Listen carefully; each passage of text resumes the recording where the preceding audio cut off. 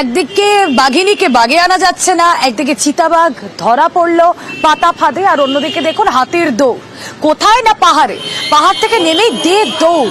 আমরা যে ছবি আপনাদেরকে দেখাচ্ছি এমন একটা জায়গা, মিরিকের যে ছবিগুলো আপনাদের গতকাল আমরা দেখাচ্ছিলাম, যে এই দুধিয়া, সেখানে পিকনিক স্পট, সেখানে পর্যটকদের ভিড়, এখন পর্যটনের একেবারে পিক মরশুম, সেখানে নেমে এলো হাতি আর দৌড়। সেই ছবি আপনাদেরকে দেখাচ্ছি। কথা বলবো, আমাদের প্রতিনিধি থাকবেন আমাদের সঙ্গে, ছবি দেখাচ্ছি আপনাদের। বিশ্বজিৎ মিত্র প্রতিনিধি রয়েছেন সঙ্গে। বিশ্বজিৎ, দেখো, একেবারে ভরা মরশুম, আর সেই মরশুমে যদি হাতির দেখা মেলে তাহলে কিন্তু আলাদাই আনন্দ। কিন্তু এই হাতির দৌড় দেখে কার্যত আতঙ্ক সৃষ্টি হয়েছে পর্যটনের এই ভরা মরশুমে। তুমি দেখতেই পাচ্ছ যে হাতি একেবারে পাহাড় থেকে নেমে একবারে ব্রিজে দৌড় দিচ্ছে, আর সেই দৌড়েই কার্যত আতঙ্কিত হয়ে পড়ছে এলাকাবাসী থেকে পর্যটকরা। তুমি জানো যে এই ডিসেম্বরের শেষ মাস, যেখানে মিরিক সহ দুধিয়া এবং বিভিন্ন জায়গায় পর্যটন ঠিক করে, সেই জায়গায় কিন্তু আজ একটি হাতি, দাঁতাল হাতি, সে কিন্তু পাহাড় থেকে নেমে একেবারে সোজা পথে হেঁটে যায় এবং একবারে দৌড় দিয়ে যাতে কি আতঙ্ক হয়ে পড়েন এলাকাবাসীরা। তবে বন দপ্তরের কর্মীরা তারা কিন্তু ঘটনাস্থলেই ছিলেন। পরে কিন্তু এই হাতিটিকে লং ভিউ চা বাগানের মাধ্যমে কিন্তু জঙ্গলে পাঠানো হয়। সকাল থেকে এই হাতির পেছনে কিন্তু বন দপ্তরের টিম কাজ করছিল, কারণ জঙ্গল থেকে বেরিয়ে এই হাতিটি কিন্তু লোকালয়ের দিকে কিন্তু প্রবেশ করানোর চেষ্টা ছিল। তুমি জানো যে এই শীতের মরশুম, যেখানে রসদের সন্ধানে কিন্তু হাতি বিভিন্ন লোকালয়ে ঢুকে পড়ে, সেই মতো এই হাতিটিকে কিন্তু লোকালয় থেকে যাতে কোনোভাবে রক্ষা করা যায়, জঙ্গলে ফেরানো যায়, সেই মতো কিন্তু পানিঘাটা বন দপ্তরের টিম ছিল এবং পানিঘাটা বন দপ্তরের টিম পরবর্তীকালে এই হাতিটিকে কিন্তু লং ভিউ চা বাগানের মাধ্যমে কিন্তু ফের জঙ্গলে পাঠায়। বেশ, অর্থাৎ খাবারের সন্ধানেই যে পাহাড় থেকে ভাবে নেমে আসা এবং তারপরে দৌড়, তা অন্তত বলা যায়।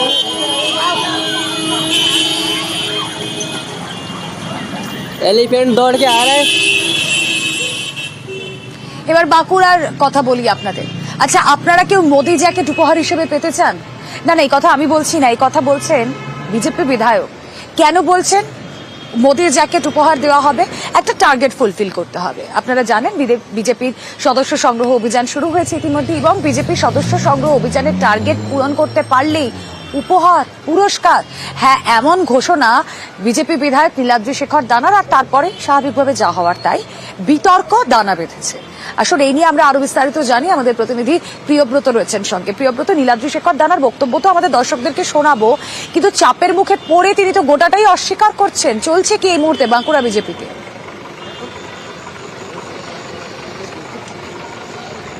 একেবারে মেলা, তুমি যেমনটা বলছিলে, চাপের মুখে পড়ে তিনি কিন্তু এই যে পুরস্কার ঘোষণা বা স্কিম ঘোষণা, সেটাকে কিন্তু কোনোভাবে মানতে চাইছেন না। তিনি চাইছেন যে উৎসাহবর্ধক উপহার, এটা বলতে চাইছেন। কিন্তু এটা তো কিছুটা হলেও পরিষ্কার যে বিজেপির সদস্য সংখ্যা, যেটা সদস্য সংগ্রহ, সেই সংখ্যা লক্ষ্যমাত্রা হতে পারেনি।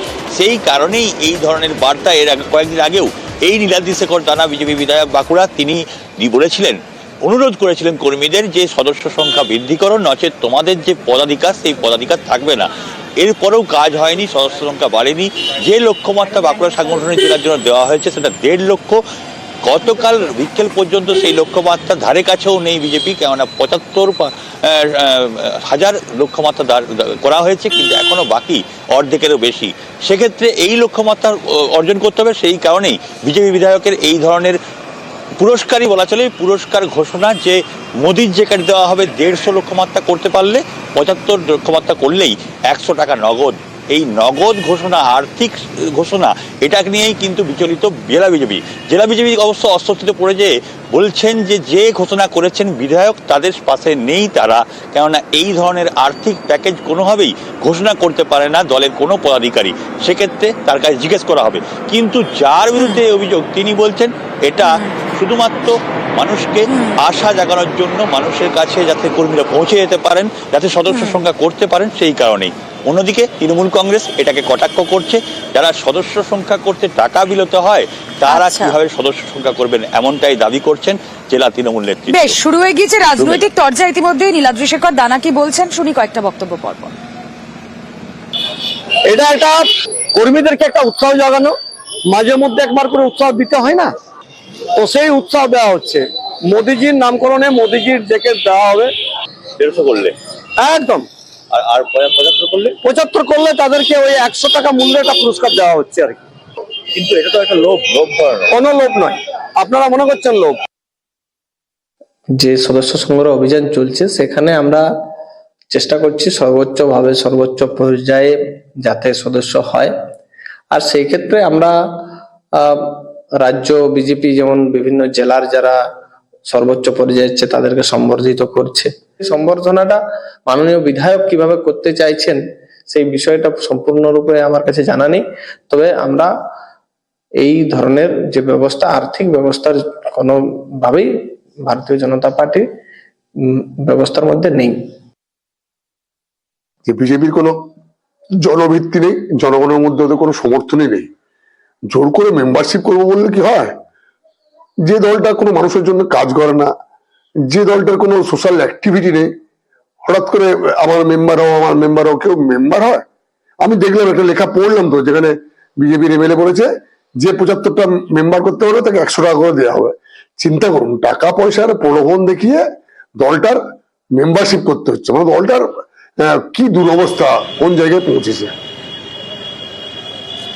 একটা মজার বিষয়, ভাবুন আপনি একটি দপ্তরে কাজ করেন, সেখানে আপনি নিত্যদিন কাজে যান না, আর আপনার বস তিনি মাইকিং করছেন আপনার এলাকায়, কাজে যেতে বলছে।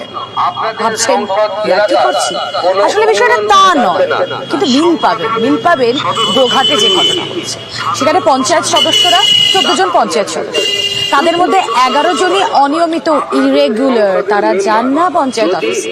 এবার তারা যদি তাদের দপ্তর না সামলান, খুব স্বাভাবিকভাবে সাধারণ মানুষ তারা পরিষেবা পাবেন না। ফলত সমস্ত ক্ষোভ রাগগুলো গিয়ে কার ওপর পড়বে? প্রধানের ওপর। তাই প্রধান নিজে থেকে মাইকিং করছেন, গ্রামে ঘুরে ঘুরে বলছেন সদস্যদের অফিসে আসতে, পঞ্চায়েত দপ্তরে আসতে, এবং এটাও মেনশন করে দেওয়া হচ্ছে যে সাধারণ মানুষ যে যেই পরিষেবাগুলো পাচ্ছেন না তার জন্য কিন্তু প্রধান কোনোভাবে দায়ী হবেন না। আসুন কথা বলে জানার চেষ্টা করি পরিস্থিতিটা ঠিক কোন জায়গায়, কেন এই মাইকিং করতে হচ্ছে, কতদিন ধরেই বা তারা ইরেগুলার, আর এই অনিয়মিত হওয়ার কারণটাই বা কি? তারা তো জিতে এসেছেন। শুভদীপ জানাবেন বিস্তারিত। শুভদীপ,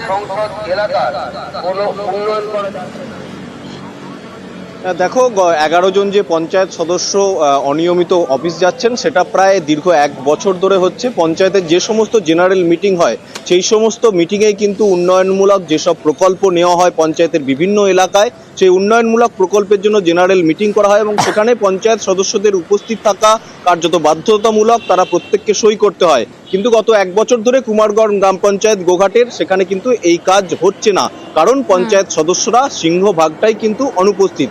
তার মধ্যে তৃণমূলের উপপ্রধানও রয়েছেন, যেমন তেমনি বিজেপির পঞ্চায়েত সদস্য রয়েছেন, সিপিএম এর পঞ্চায়েত সদস্য রয়েছেন। তাদের যেটা অভিযোগ যে ওই পঞ্চায়েত প্রধান স্থানীয় যে অঞ্চল, তার মানে বিষয়টা দাঁড়াচ্ছে এরকম যে পঞ্চায়েত ইলেকশনে জেতার পর ব্যাস 1-1.5 বছর তারা যাচ্ছেন না, সাধারণ মানুষের পরিষেবাটা তাহলে দেবে কে? কুমারগঞ্জ গ্রাম পঞ্চায়েতের যে মেম্বার রয়েছেন তারা আমার জেনারেল মিটিং এ কোনো আসছে না, উন্নয়নমূলক কাজ আমি করতে পারছি না, তো সেই কারণে আমি মাইকিংটা করেছি। মেম্বার আমার উন্নয়নমূলক কাজ আমার বাধা দিচ্ছে, আমি সেই কারণে পঞ্চায়েতে কোনো নতুন স্কিম তৈরি করতে পারছি না। উন্নয়ন তো থেমে নাই, আমরা তো যাচ্ছি, আমরা তো হাজির হচ্ছিলাম ওখানে, তাহলে সভাপতির সাথে আমাদের একটু মনোমালিন্য হয়েছিল, তো সেই জায়গায় আমাকে বলে যে তোমার কোথাও যাওয়া যাবে না। এখন সভাপতি বক্তব্য যে মেম্বারদেরকে কোনো কিছু জানানোর দরকার নেই, তৃণমূলের সভাপতি সদরুদ্দোজা যা বলছে, তাহলে সেই জায়গায় কি আমরা শুধু সই করতে যাবো এখন? না, আমাদেরকে কাজ করতে দিচ্ছে না, ওরা তো পুরো মিথ্যা কথা বলছে ওগুলো। আমরা কি যাইনি পঞ্চায়েতে? রেজুলেশন খাতায় সই আছে কিনা? যে অনুদানগুলো আসছে আমাদেরকে জানানো হচ্ছে না বলেই আমরা আর পঞ্চায়েতে যাচ্ছি না। প্রধান আমাদের উপপ্রধানদের কথা বা মেম্বারদের যারা আমাদের সাথে আছে তাদের কথা একটাও শুনে নেয়, বা উন্নয়নের কথা বলতে গেলে প্রধান বলবে আমি অঞ্চল সভাপতি ছাড়া আমি কিছু চিনিনি, এবং অঞ্চল সভাপতি না বললে আমরা সই করবো না। সেই কারণে আমরা যাইনি, আমাদেরকে কাজ করতে দিচ্ছে না। আমাদেরকে মিটিংয়ে ডাকা, আমরা 2-4 বার গেছিলাম, যার পর মিটিংয়ে পাস করিলে ওরা অন্য জায়গায় রাস্তা করে। প্রতিবাদ আমরা করেছিলাম অনেকবার, প্রতিবাদে কাজ হয় না বলি আমরা আর যাইনি, হুমকি তো দেয়। কিছু মেম্বার কোনোদিনও পঞ্চায়েতে আসেনি বা পঞ্চায়েতে মিটিংয়ে আসছে না, সেই উন্নয়নমূলক কাজগুলো করা যাচ্ছে না। সেই জন্য পঞ্চায়েতের তরফ থেকে সেই গ্রামের যারা ভোটার তাদের কাছে জানানো হয়েছে যে আপনার নির্বাচিত প্রতিনিধি পঞ্চায়েতে না আসার জন্য পঞ্চায়েতের কাজকর্ম হচ্ছে না। ওদেরকে যথারীতি পঞ্চায়েতের নিয়ম অনুসারে 7 দিন আগে যে চিঠি দেয়া হয় সেই চিঠিতে তারা রিসিভ করে নিত, সেই রিসিভ কপি সমস্ত পঞ্চায়েতের কাছে আছে। সাধারণ মানুষকে ভুল বোঝাতো যে আমাদেরকে মিটিংয়ে ডাকা হচ্ছে না বলে আমরা যাই না। পঞ্চায়েতের রুল অনুসারে সমস্ত কাজ কমিটির মিটিংয়েই সিদ্ধান্ত করে বা জেনারেল মিটিংয়ে সিদ্ধান্ত